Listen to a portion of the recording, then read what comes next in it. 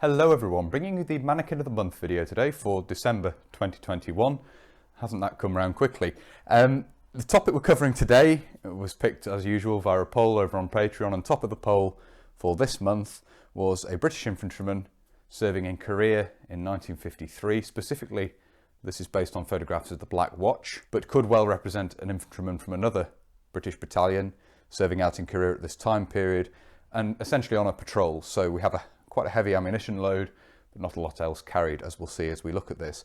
However, in contrast to a lot of photographs of men serving earlier during the Korean campaign, there's quite considerable protective equipment being worn here. We'll start at the top as we normally do. The first thing to talk about here is the steel helmet.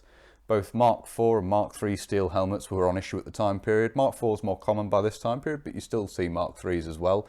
And we have a Mark III example here, worn for head protection. Of course, the design of the Mark III having been introduced during the course of the Second World War, the Mark IV being a late adaptation of this design, which didn't really see service during the Second World War, but was introduced for service immediate post-war. So a mix of those two helmets in use at the time, and we have an example of the Mark III here. The most revolutionary part of the protective equipment worn is body armour, and this is US M1951 body armour, one of the various different types of cover that we used with this. This is in fact a reproduction from Reaper's Papasam Supply, a chap who makes primarily Vietnam War era reproductions, but has been making reproductions of Korean War era body armour as well, which is good because these are very difficult to find. Originals of them are very difficult to find, so it's nice to have a good quality repro for displays such as this. These use plates of Doron as opposed to the ballistic nylon body armour that will become prevalent later on, the M1952A being the primary example of that, the US Army's M1952A, which was introduced during the course of the Korean War, and you do see some British troops wearing it very late on. But the most common body armour for British troops and British Commonwealth troops in general was the M1951, which is what we have here, or a reproduction thereof.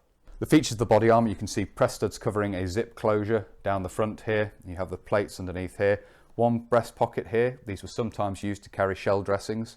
I'm not replicating that in this instance, as the particular photo I'm copying doesn't show that, but other photographs do show British troops and Commonwealth troops using this to carry a shell dressing. A little bit of detail there.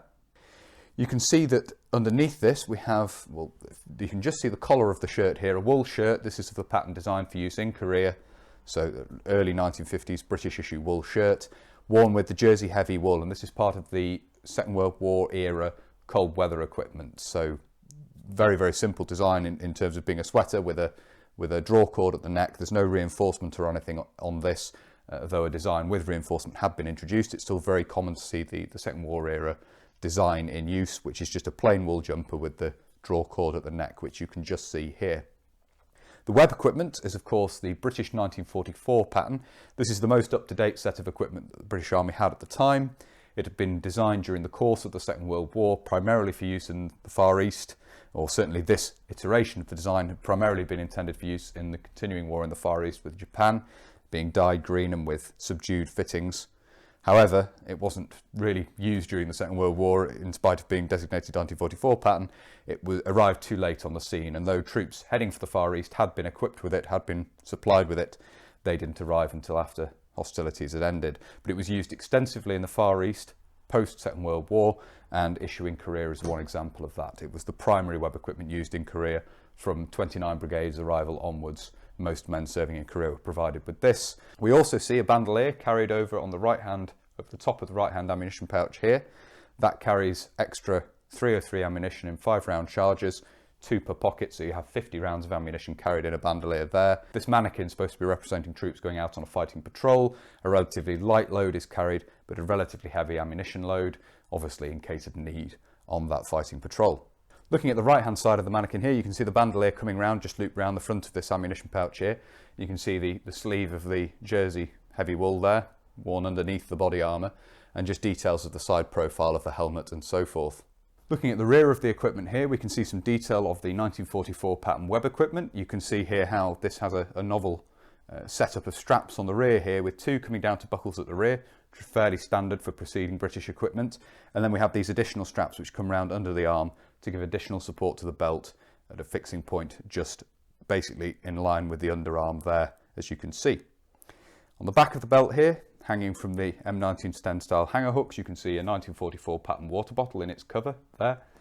Single water bottle carried on the back there. And a detail of the body armour, you can see here at the rear you have buckles for the waist straps here, so it can be adjusted in around the waist, and just a detail of that there at the rear. Otherwise, not a lot more to see at the back here. Looking at the left hand side of the Mannequin here, you can see, lift the arm out of the way, features of the web equipment, the section here where the front section connects onto the rear section, making this a 3-part belt, the supporting strap coming around and giving extra support to the equipment there, and a feature which isn't in use in this particular instance, but nevertheless illustrated here, the loops on the side of the pouch there, which are obviously for attaching the bayonet, unless you're carrying a bayonet which is too long to use these, in which case you have to go back to using a separate frog. But that's a run round of the details on the Mannequin.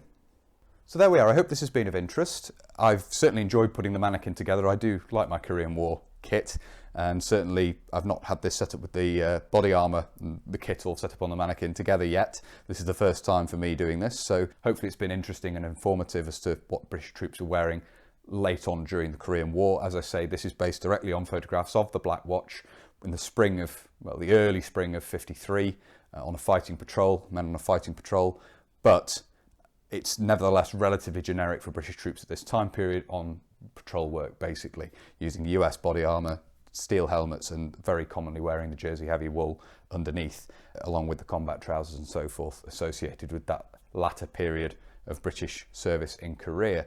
As I say, I do hope you have found this interesting. If you have and you'd like to see more from the channel, please do consider subscribing if you haven't already. And whether you're newly subscribing or you've previously subscribed, please do make sure you hit the little bell, little notification button down below.